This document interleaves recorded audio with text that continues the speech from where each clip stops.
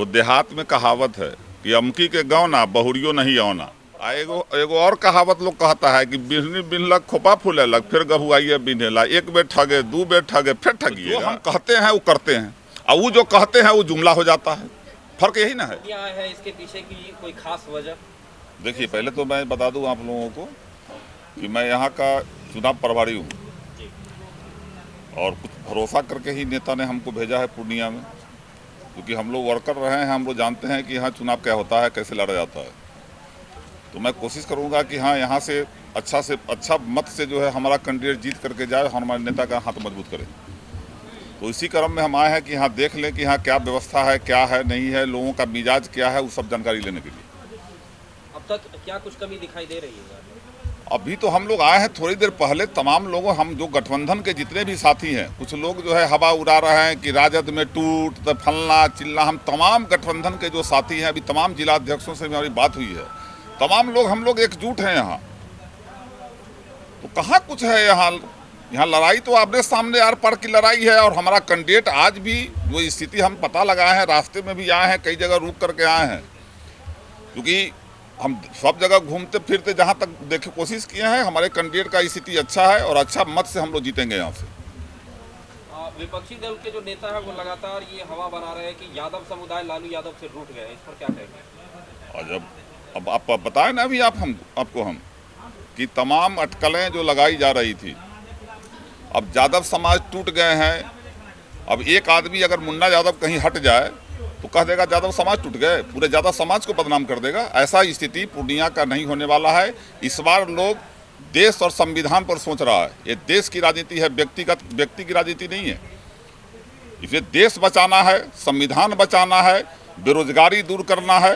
ये तमाम बातों को लेकर के जो हमारे नौजवान साथी जो पढ़ लिख कर बेरोजगार घूम रहे हैं, उनके बारे में सोचना है, किसान के बारे में सोचना है। ये तमाम हितों को लेकर के लोग अर्जुन के जैसे एक लक्ष्य बना लिया है कि भाजपा की सरकार जो केंद्र में बैठी हुई है, तानाशाही रवैया अपनाई हुई है, उसको हटाना है, दूसरा कुछ नहीं देखना है।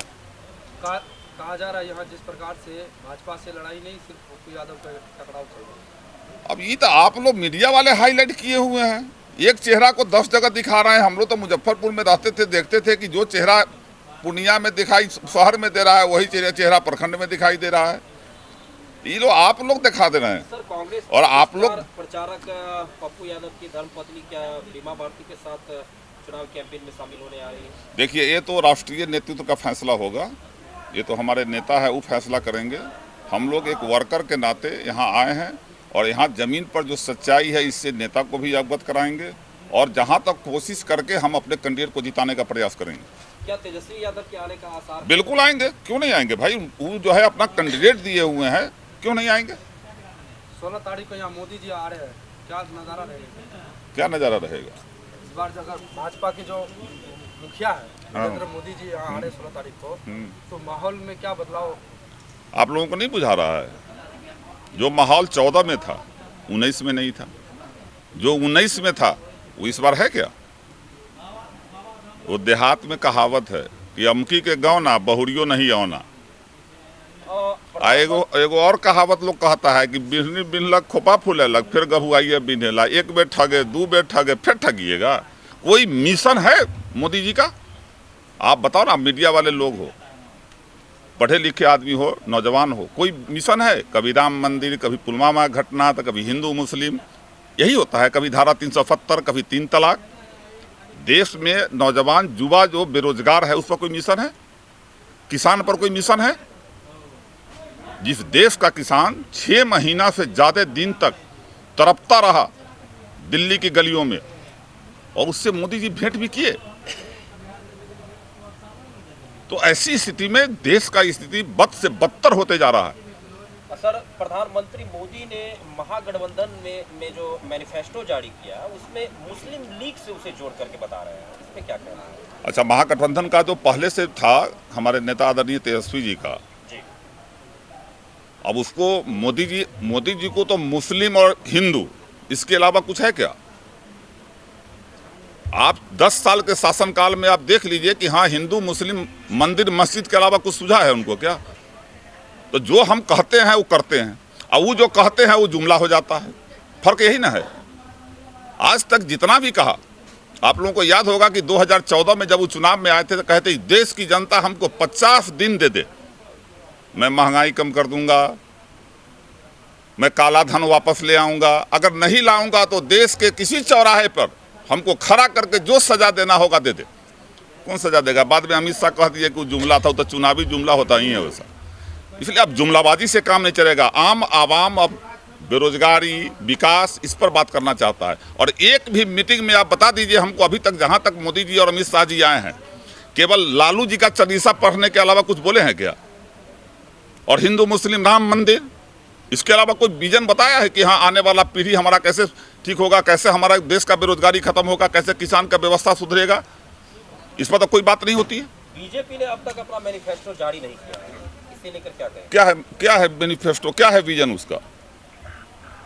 क्यों आखिर बीजेपी में? अरे आप क्या कर पाओगे? हमको एक बार बताओ ना कि आपका विजन क्या है, आपने देश को क्या दिखाया है? केवल हिंदू मुस्लिम करके इसके अलावा कुछ दिखाया है क्या? क्या मैनिफेस्टो देगा? जो मैनिफेस्टो अगर पेश करेंगे ना, इस देश की जनता कहेगी कि यह जुमला है। और इस बार उनको पता चल जाएगा, वो जो कहते हैं 400 पार, और वो हमारे मुख्यमंत्री जी का देखे एक जगह प्रधानमंत्री जी के सामने बोले 4000 पार, बोले थे कि नहीं बोले थे? हम बोले 4000 पार। तो हम सोचे कि भाई यू बोलता 400 पार, ये बोलता 4000 पार। तो मैं सोचा कि नहीं, ये सब दिमाग लगाए हुए है। पहले कहा कि पेट्रोल का दाम कम करेंगे, रसोई का गैस का दाम कम करेंगे, बेरोजगारी दूर करेंगे, महंगाई कम करेंगे। बाद में जुमला हो गया। अब ये लोग करेगा क्या? पेट्रोल 400 पार, डीजल 400 पार, सरसों तेल 400 पार, लहसुन 400 पार। अब बच गया ये वो कौन बात? दोनों कमिटमेंट किए हुए हैं। तो जो बचल था तो वो नीतीश कुमार कह दिए कि गैस सिलेंडर 4000 पार। अब देख लीजिएगा, होना है। इसलिए भाजपा का सफाया इस देश की जनता इस बार करेगी। महंगाई से त्रस्त और जितने भी नौजवान लोग हैं, चाहे जिस जाति बिरादरी का हो, हम लोग देखे हैं, हम लोग भी विधानसभा में देखते हैं, वो लोग मन बना लिए हुए है कि अगर रोजगार लेना है, अगर नौकरी चाहिए तो बीजेपी को हटाना है। आरजेडी के पास पूर्णिया के लिए क्या कुछ विजन, क्या रोड मैप? पूर्णिया के लिए, पूरे बिहार के लिए रोड मैप है कि पूर्णिया के लिए केवल रोड मैप? अब क्या बिहार में पूर्णिया नहीं आता है क्या? नहीं, अभी तो युवा भारती के लिए। फिर देखिए आप लोग पूर्णिया पर केवल सीमित कर रहे हैं। तेजस्वी यादव जी का विजन पूरे बिहार के लिए है, पूरे बिहार के नौजवान के लिए, पूरे बिहार के किसान के लिए। जितने भी बेरोजगार हमारे हैं, जितने भी हमारे मजदूर भाई हैं जो पलायन करते हैं, इन तमाम लोगों के लिए विजन है। सभी जाति, सभी धर्म को लेकर के तेजस्वी जी चल रहे हैं। इसलिए उन्होंने कहा था कि A to Z की पार्टी है और माई और बाप की पार्टी अब विश्लेषण करके बताए हैं।